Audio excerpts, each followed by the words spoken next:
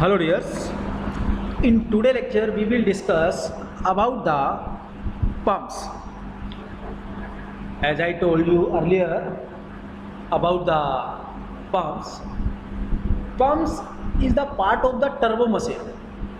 Means the turbo machines are power generating or power absorbing, and pumps are the power absorbing turbo machines. All types of the pumps such as pump, compressor, blower, fan, etc. In case of the pump, we use liquid, means water. In case of the compressor, blower or fan, we use air or gases to increase the energy level from lower level to higher level. Now, in case of the compressor, blower or fan, we use air.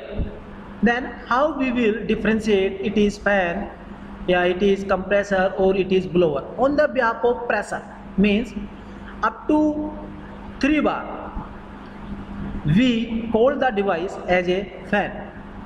If the pressure is about 3 bar above and up to 6 bar or 7 bar, then the device is called blower.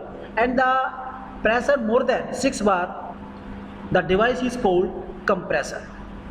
And if we use liquid to pumps, then this is called pump. Another hand, all types of the turbines are the power generating turbo machines. So pump is a device which is used to increase the energy level of any fluid from lower energy level to higher energy level by the rotodynamic action of the blade or vanes is called pump. Right? Now, classification of types of the pumps. There are the different types. There are the different ways for classification of pumps, such as on the basis of direction of flow. The pumps are axial flow pump, radial flow pump or mixed flow pump, reciprocating pump. Now, axial flow pump, in which the flow is in axial direction. In case of the radial flow pump, the flow is in radial direction. And in mixed flow pump, the flow is neither axial nor radial. Here we can say it is partially axial or partially radial. Mixed flow pump. Reciprocating pump, in which by the reciprocating action of the piston inside a cylinder, the energy level is increased. बेटा हम इनको on the basis of action भी classify कर सकते हैं, जैसे कि rotary action या रेसिप्रोकेटिंग एक्शन. आप जैसे कि आपका एक्सियल फ्लो पंप है, रेडियल फ्लो पंप है या मिक्स फ्लो पंप है, these are the types of the rotary action. इन सभी पंप में रोटेटरी एक्शन के थ्रू अपने पास क्या होगा, एनर्जी लेवल इंक्रीज होगा. Okay. On the behalf of rotating element, हम इन पंप्स को इम्पेलर भी बोल सकते हैं, रोटर भी बोल सकते हैं. If flow is in axial direction, then the rotating element is called rotor. If the flow is in radial direction, then the rotating element is called impeller. Okay. Our next point is main parts of a centrifugal pump. Then what is centrifugal pump? So means a centrifugal pump is a device in which the level of liquid fluid is increased by the centripetal action by the centrifugal force.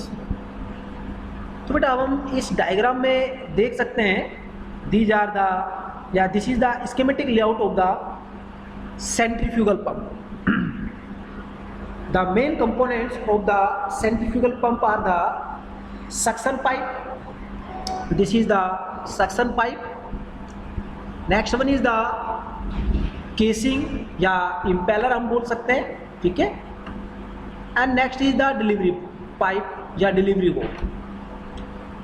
तो means suction pipe whose one end is dipped into a sump and another end is connected to the eye of impeller.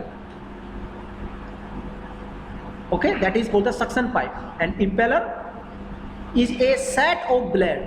जैसे कि आप यहाँ पर देख रहे हैं कि ये नंबर ऑफ ब्लेड्स लगी हुई हैं, तो इस कंप्लीट पार्ट को हम क्या बोल रहे हैं, इम्पेलर बोल रहे हैं। मतलब this is the rotating element of the pump. Okay, further is casing जिसको हम कवर बोल सकते हैं, एंड हियर इज डिस्चार्ज और डिलीवरी पाइप। ओके, अब हमने देखा कि जो सक्शन पाइप है इसके बॉटम एंड पर हमने फुटवाल्व या स्ट्रेनर को जोड़ा हुआ है। स्ट्रेनर का मतलब एक जाली। स्ट्रेनर का यूज हम करते हैं to prevent the foreign impurities. जैसे कि फॉरेन इम्प्योरिटी का मतलब हो गया जैसे बेटा कोई छोटी लकड़ी का पीस हो गया which are not soluble into the liquid, which are not soluble. जैसे कि डस्ट हो गया, मिट्टी हो गया, वो तो पानी में घुलनशील मिल गया, उसको आप स्ट्रेनर से नहीं रोक सकते हो। लेकिन जैसे कोई पेपर का पीस हो गया, जैसे पत्ता हो गया, कोई भी आपके पास कोई लकड़ी का पीस हो गया, मीन्स अगर ये एंटर करेंगे तो वहाँ पर इम्पेलर के अंदर कोई ना कोई एक्सीडेंट हो सकता है। तो to avoid the foreign impurities we use strainer. Foot valve it is also called the one way valve, means ये पानी को सिर्फ वन डायरेक्शन में ही अलाउ करेगा। अगर अपने पास अपोजिट डायरेक्शन में पानी बहने की कोशिश करेगा तो ये वाल्व क्लोज हो जाएगा, राइट। तो these are the some parts of the centrifugal pump. Now there is a another term means priming of pump. Priming of pump, priming of pump, priming of pump का means बेटा आपने भी सुना होगा कि जैसे कि पंप स्टार्ट कर दिया हमने, उसके बाद पानी को लिफ्ट नहीं कर पा रहा है, या फिर आप कोई भी पंप वगैरह मार्केट के अंदर से परचेज कर लाते हैं तो आपने सुना होगा दुकानदार बोलता है कि भैया चलाने से पहले थोड़ा पानी डाल लेना।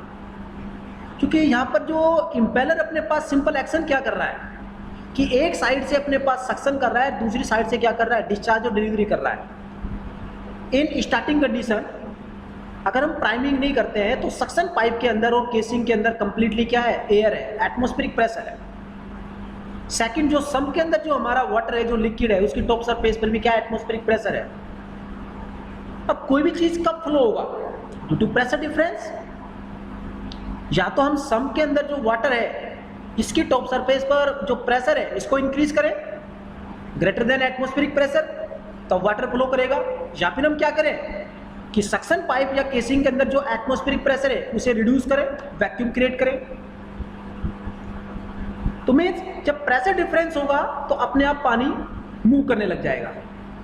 तो जैसे हम इम्पेलर को स्टार्ट करते हैं तो इम्पेलर जब स्टार्ट होगा तो वो इम्पेलर के आसपास जो एयर होगी उसे सक कर कर उसे डिस्चार्ज या डिलीवरी कर देगा आउटसाइड। तो अगर हम बात करें near the I of the impeller A vacuum is created, A vacuum is created means जो इम्पेलर के आई के पास जो एयर थी उसको इसने वहां पर रिमूव कर दिया, इसका मतलब वहां वैक्यूम क्रिएट हो गया। अब उसी पॉइंट के अगर अगले पॉइंट की हम बात करें तो वहां पर क्या है, हमारे पास एटमॉस्फेरिक प्रेशर है।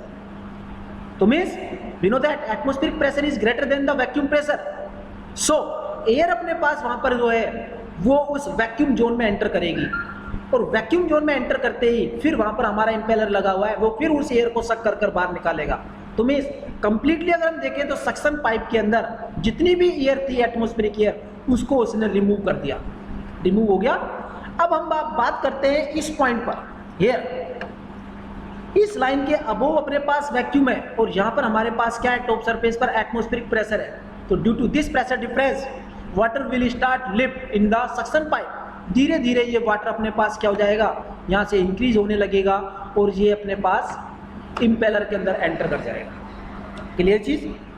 अब अगर हम देखें कि अगर सक्शन पाइप या केसिंग के अंदर अगर कहीं पर भी एयर रह गया, इसका मतलब एयर है तो वहां पर एटमॉस्फेरिक प्रेशर है, मीन्स जो आपका पानी है वो लिफ्ट नहीं कर पाएगा, फ्लो नहीं कर पाएगा।